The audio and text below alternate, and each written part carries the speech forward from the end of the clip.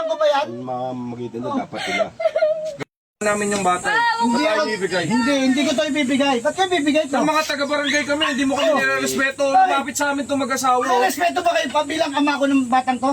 Bakit? Akong nanay niya. Oh, tatay ako nito. O, tingnan mo yung pamumuhay niyo dito. Hanggang ngayon, yan pa rin yung bahay mo. Ay, ano pa kailan mo rito sa buhay namin? Ano ang ibibigay mo sa Ah, anak? bakit? Nag-aaral lang anak mo. Hindi ko siya ginugutom, hindi ko siya pinababayaan.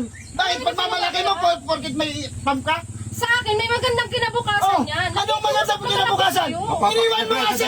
Mapapaganda naman yata ang buhay ng anak mo. Ba't hindi mo na lang ibigay? Hindi ko ibibigay to. Anak ko to eh. Sa akin na lumaki to. Tanungin yung bata ko sasama sa'yo. Ako rin yan. Anak mo nga to. Sa batas, kailangan nasa nanay yung bata. Kaya ibigay mo na kung ayaw mo Kung wala pa sa hustong gulang, nasa hustong gulang na tong anak ko. Kaya na lang magdesisyon. Kasi sa'yo naman pala. Tanungin mo ang anak mo kung sasama sa'yo. Sa akin kasi, mama. Hindi ako sasama Oh. sa'yo. Ako ang nanay mo eh. Ano bang pinakain mo? Kasi nga wala kang kwentang ina. Ano walang kwenta? Pinabayaan mo siya eh. Iniwan mo siya. Mula Iniwan sa ko siya kasi dahil nag-abroad ako. Nag-abroad dahil saan? Sa pera?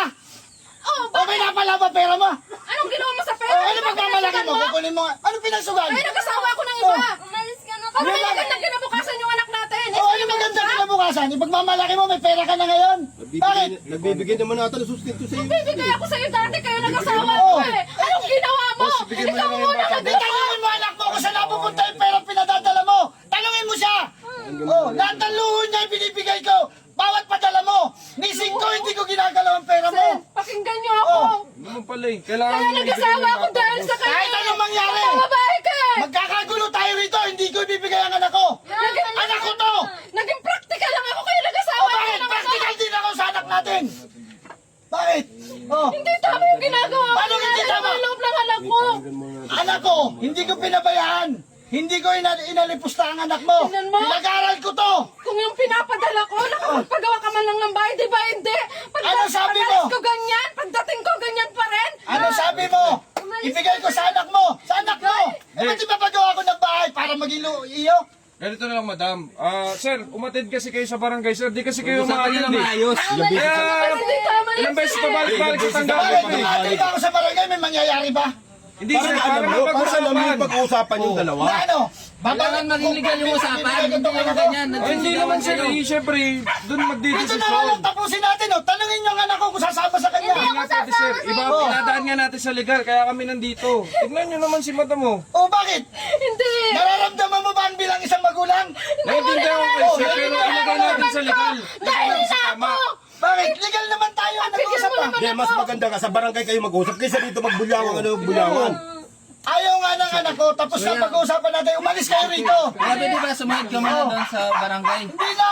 Ayaw nga ng anak ko eh. Dito pa nga lang, ayaw na ng anak ko Parang eh. nilalason mo yung isip niya. Nilalason. Kala ko nilason anak mo. Mama, malis ka na lang kasi.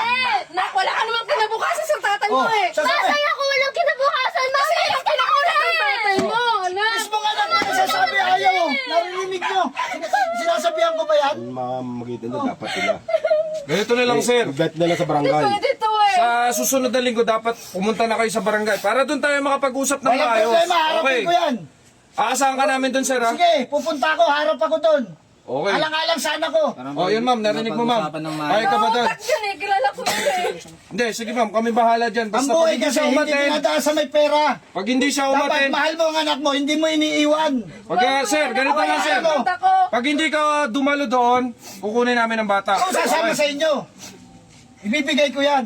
Tara, yun na lang. Sige, Magkakaproblema tayo pag hindi sumama yung anak ko. Umalis na kayo rito.